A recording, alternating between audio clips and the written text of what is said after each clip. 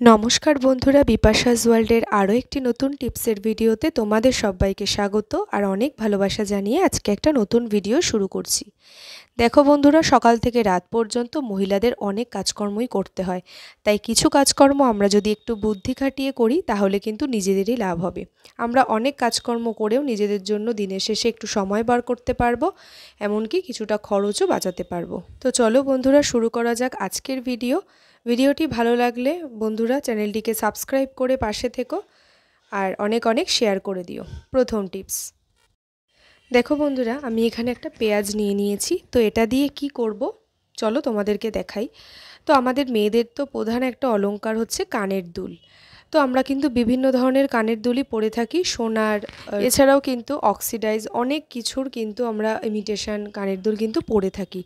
কি হয়, প্রত্যেকটা কানের দুল সবার কিন্তু স্যুট করে না, সোনারটা কিন্তু প্রায় সকলেরই স্যুট করে। এছাড়া কিন্তু অন্য কোনো মেটেরিয়ালসের কানের দুল কিন্তু সবার কিন্তু স্যুট করে না। কীরকম হয়, কানে হয়তো পরার পরে কানটা প্রচণ্ড ফুলে গেছে, কান থেকে হালকা পুঁজ বেরোচ্ছে, কানটা পেকে যায়, লাল হয়ে যায় আর প্রচণ্ড ব্যথা তার সাথে কিন্তু থাকে। তো এই সমস্যা কিন্তু অনেকেরই হয়, এই সমস্যার জন্য আমরা ডাক্তারের কাছে যাই। তো তার আগে যদি আমরা ঘরোয়া একটা ছোট্ট কাজ করে দেখতে পারি যে এটা ঠিক হয় নাকি, তাহলে কি ভালো হয় না? দেখো, পেঁয়াজ প্রত্যেকের বাড়িতেই রান্নাঘরে থাকে। পেঁয়াজের মধ্যে এরকম কানের দুল দুটোকে গেঁথে নেবে। যখন নতুন কোনো কানের দুল তোমরা পরবে, পেঁয়াজের মধ্যে গেঁথে নেবে। পেঁয়াজের রসটা কিন্তু কানের দুলের যেখানটা থেকে আমরা পুশ করছি সেইখানটায় যদি রসটা লাগে তাহলে কিন্তু খুব ভালো। তারপরে যদি আমরা কানের দুল পরি তাহলে কিন্তু আমাদের ব্যথা হবে না, কোনো মানে লাল লাল হবে না, কোনো কিছুই কিন্তু সমস্যা হবে না। এছাড়াও কিন্তু ধরো তাড়াহুড়োর সময় তোমরা যদি অনেকক্ষণ পেঁয়াজের মধ্যে কানের দুলটাকে ঢুকিয়ে না রাখতে পারো, মোটামুটি ৫-৬ বার যদি এটাকে প্রবেশ করাও তাহলে কিন্তু দেখবে খুব সুবিধে হবে, তোমাদের কানের দুল পরতে এরকম সমস্যা আর হবে না। আর যদি হাতে সময় বেশি থাকে তাহলে মোটামুটি ১ ঘন্টা আগে কিন্তু তোমরা যদি এরকমভাবে রেখে দাও খুব হেল্প হবে। আশা করছি বন্ধুরা এই ছোট্ট টিপসটি তোমাদের কাজে লাগবে, একবার ট্রাই করে দেখতে পারো। চলে যাচ্ছি পরবর্তী একটি নতুন টিপসে। ২ নাম্বার টিপস, দেখো বন্ধুরা, আমরা যখন পেস্ট ইউজ করি কি হয়, অনেক দিন ইউজ করলে নতুন অবস্থায় কিন্তু একটু প্রেস করলেই পেস্টটা কিন্তু বাইরের দিকে বেরিয়ে আসে। কিন্তু যখন এরকম মোটামুটি আধা জায়গায় চলে যায়, মানে কিছুটা আছে আবার আবার ধরো কিছুটা ফুরিয়ে গেছে, এরকম অবস্থায় হলে কি হয়, প্রেস করলেও এটা বেরোতে চায় না। তাই জন্য তোমরা এই কাজটা করে নিতে পারো, তাহলে তাড়াহুড়োর সময় একটু চাপ দিলেই কিন্তু নতুনের মতো পেস্টটা বেরিয়ে আসবে। দেখো, আমি একটা বেলুন চাকির বেলুন নিয়ে নিয়েছি। এই বেলুন দিয়ে কি করবে, পেস্টটাকে রেখে শক্ত জায়গায় রেখে, শক্ত জায়গায় না রাখলে কিন্তু ভালোভাবে কাজটা হবে না, নিচ থেকে ওপরের দিকে প্রেস করবে। এই টিপসটা হয়তো অনেকেই জানো, যারা জানো না তাদের জন্য এই টিপসটা। তো নিচ থেকে ওপর দিকে এরকম প্রেস করবে, তাহলে দেখবে সব পেস্ট এক জায়গায় এসে যাচ্ছে।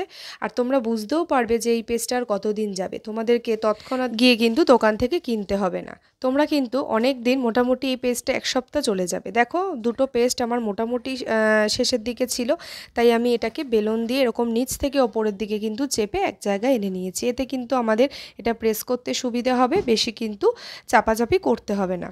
এরপরে দেখো কি করবে, এমনি রাখলে তো আবার সেটা নিচের দিকে বেয়ে বেয়ে নেমে আসবে, তাই এরকম নিচ থেকে এরকম ফোল্ড করে নিলাম। দেখো যেভাবে করছি, ফোল্ড করে কিছু ক্লিপ বা তোমাদের কাছে যাই আছে এরকমভাবে তোমরা সেই জিনিসটাকে কিন্তু এরকম যে ক্লিপগুলো থাকে সেই ক্লিপ দিয়ে কিন্তু আটকে দিতে পারো, তাহলে এগুলো সব এক জায়গায় কিন্তু থেকে যাবে আর তোমাদের সেই অসুবিধাটা হবে না। আশা করছি বন্ধুরা এই টিপসটা তোমাদের কাজে লাগবে, একবার ট্রাই করো, খুব কাজের। দেখো, প্রেস করলেও অতি সহজেই কিন্তু পেস্টটা বেরিয়ে আসছে। তো আমি কিন্তু এরকমই করি, যখন এটা মোটামুটি একটা শেষের পর্যায়ে যায় এক জায়গায় সবগুলোকে নিয়ে আসি। ভালো লাগলে লাইক কমেন্ট করো। পরবর্তী টিপসে চলে আসলাম, ৩ নাম্বার টিপস। দেখো বন্ধুরা, চা তো আমরা অনেকেই খাই, চা হচ্ছে প্রিয় একটা জিনিস, আমার তো ভীষণ প্রিয়, বিশেষ করে দুধ চা খেতে খুব ভালোবাসি। কি হয়, সাদা জামাকাপড় পরলে অনেক সময় ধরো চা পড়ে যেতে পারে। তো দেখো, আমি এখানে একটা রুমাল, সাদা রুমাল নিয়ে নিয়েছি, সেটার মধ্যে দুধ চাটা আমি এখানে দিয়ে তোমাদেরকে দেখাচ্ছি। বা দুধ চা পড়ার সঙ্গে সঙ্গেই কিন্তু তোমাদেরকে ধুয়ে নিতে হবে, সেটা রেখে দিলে কিন্তু দাগ হয়ে যাবে। আর সেই দাগটা তোলার অনেক উপায় আছে, কিন্তু সেই রকম আগের মতন ধবধবে সাদা সেই জায়গাটা কিন্তু হবে না। সঙ্গে সঙ্গে তোমরা এরকম কি করবে, জলে ধুয়ে নেবে। দেখো, জলে ধুয়ে নিলেও কিন্তু এই হালকা আভা আভা যে একটা চায়ের দাগ সেটা রয়ে গেছে। তখন তোমরা কি করবে, ঘরে পাতিলেবু তো থাকেই, রান্নাঘরে প্রত্যেকেরই কম বেশি থাকে, পাতিলেবুর একটু টুকরো নিয়ে রসটা ভালো করে চেপে তোমরা ঘষে ঘষে এটাকে মোটামুটি 2-3 মিনিট ভালো করে পরিষ্কার করবে। এই পাতিলেবুর মধ্যে কিন্তু যে অ্যাসিড আছে তার ফলে কিন্তু বিভিন্ন জেদি দাগ তুলতে সাহায্য করে।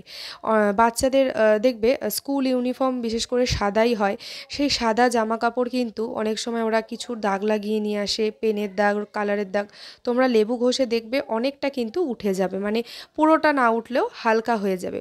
তো দেখো এটা যেহেতু আমি সঙ্গে সঙ্গে করছি, সেই কারণে অনেকবার ঘষার ফলে এটা ধুয়ে নিলেই দেখতে পাবে একেবারে আগের মতনই সাদা হয়ে যাবে। কিন্তু যদি এটা অনেকক্ষণ থাকে তাহলে পুরো সাদা না হলেও কিন্তু এর দাগটা উঠে যাবে। তো বন্ধুরা, সাদা জামা কাপড়ে যদি এরকম চায়ের দাগ লেগে যায়, তোমরা কিন্তু এরকম পাতিলেবু দিয়ে খুব সুন্দর করে পরিষ্কার করে নিতে পারো। দেখো কত সুন্দর কিন্তু একেবারে পরিষ্কার হয়ে গেছে।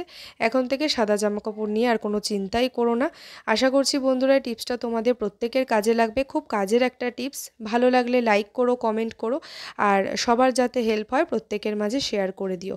দেখো রুমালটা কিন্তু অনেকটাই কালারটা হালকা হয়ে গেছে। চলে যাচ্ছি পরবর্তী একটি টিপসে, 4 নাম্বার টিপস। দেখো বন্ধুরা, আমি এখানে একটা বাটি নিয়ে নিয়েছি। শীতকাল তো প্রায় চলেই এলো। শীতকালে কিন্তু মশার উপদ্রব প্রচণ্ডভাবে থাকে, বিশেষ করে কিন্তু ডেঙ্গু মশা। এই টাইমটায় খুবই ডেঙ্গু হয়, শোনাও যায় ডেঙ্গু। তো সেখানে নিজেদেরকে, বাড়ির বয়স্ক লোকদের, বিশেষ করে বাচ্চাদেরকে কিন্তু সেফ রাখতে হয়। তখন তোমরা কিন্তু, আর আমরা বাজার চলতি সবসময় কিন্তু এই মর্টিন বা গুড নাইট যে তেলগুলো হয়, বিভিন্ন ধূপকাঠি মশার, এগুলো ইউজ করি। এগুলো কিন্তু আমাদের হার্টের পক্ষে একেবারেই ভালো না। তাই এই ছোট্ট কাজটি যদি তোমরা করে নিতে পারো বিনা খরচে, আর বিশেষ করে ঘরোয়া উপায়ে করে নিতে পারো। দেখো কি করবে, আমি এখানে কর্পূর নিয়ে নিয়েছি, একটু মানে মোটামুটি পরিমাণে কর্পূর নিয়ে নিয়েছি, আর একটু দেখো নিয়ে নিচ্ছি আদা। তো আদা আর কর্পূর কিন্তু প্রত্যেকের বাড়িতেই থাকে, আলাদা করে এটা কেনার কিছু নেই। তো আদা আর কর্পূরের একটা মিশ্রণ তৈরি করব, তাতে সামান্য একটু পরিমাণে জল দেব। তো দেখো আমি নিয়ে নিয়েছি এখানে আদাটাকে কিন্তু অবশ্যই একটু থেতো করে নেবে, তাহলে এটা যে রসটা সেটা কিন্তু কাজে দেবে।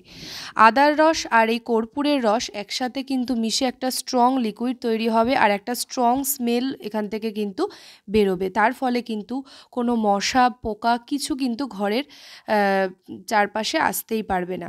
আর কর্পূর কিন্তু আমরা জানি ঘরের নেগেটিভিটি কাটায়, তাই কর্পূর এরকমভাবে যদি তোমরা একটু রেডি করে কর্পূর আর আদা দিয়ে আর একটু অবশ্যই সামান্য জল দেবে, তারপর যদি রেডি করে ঘরে রাখো, ঘরের যে কোনো জায়গায়, বিশেষ করে যেখানে মানে শোয়ার জায়গায় রাখতে হবে, মোটামুটি ধরো খাটের নিচে বা আলমারির নিচে, বিশেষ করে যেখানে যেই ঘরে আর কি ঘুমোতে যাওয়া হয় ঠিক সেই ঘরেই রাখতে হবে, তাহলে কিন্তু মশাটা আসবে না। আর এটা রেখে অবশ্যই ঘরের দরজা জানলা সমস্তটা বন্ধ করে দেবে।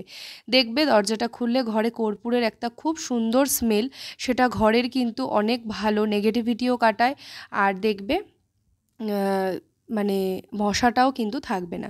দেখো আমি হাতের সাহায্যে একটু চেপে দিচ্ছি, এবারে জল দিয়ে এটাকে মিশিয়ে নিয়েছি। তোমরা যে শুধু ঘরে এটা রাখবে সেটাও নয়, ধরো আমরা বাচ্চাদের যে রোল অন ব্যবহার করি সেটা না দিয়ে বাচ্চারা যখন ঘর থেকে বেরোবে তখন তাদের জামা কাপড়েও কিন্তু এরকমভাবে তোমরা মানে ডট ডট করে দিয়ে দিতে পারো। এরকমভাবে ডট ডট করে দিলে খুব সুবিধেই হবে। দেখবে মশা কিন্তু বাচ্চাদের কাছে আসবে না, আর এটার স্মেলটাও তো খুব সুন্দর, সেটা বেশ ভালোই লাগবে। কারণ রোল অন এগুলোর না বাজার চলতি যে কোনো জিনিস তার গন্ধটা কিন্তু প্রচণ্ড উগ্র হয়, তাই না? এরকম দেখো হাতের সাহায্যে একটু ডট ডট করে দিয়ে দেবে। আশা করছি বন্ধুরা এই টিপসটা তোমাদের খুব ভালো লেগেছে। যদি কাজের মনে হয় অবশ্যই লাইক দিয়ে জানিও, কমেন্ট করে জানিও তোমাদের একটু উপকারে আসলো কি না। দেখো যেরকমভাবে গেঞ্জিতে দিয়ে দিয়েছি একইভাবে আমি এই প্যান্টটাতেও দিয়ে দিচ্ছি। শুধু যে বাচ্চাদেরকেই দেবে তা না, বয়স্ক কেউ বেরোলে ঘর থেকে তাদেরকেও দিয়ে দিতে পারো, অনেকটাই হেল্প হবে। তো দেখো এরকম ঘরের মধ্যে তোমরা কিন্তু খাটের নিচে রেখে দেবে। তো বন্ধুরা আজকের ভিডিওটা এই পর্যন্তই। আজকের ভিডিওতে কোন টিপসটা তোমাদের সবথেকে বেশি ভালো লেগেছে বা কাজের মনে হয়েছে সেটা অবশ্যই আমাকে কমেন্ট করে জানিও।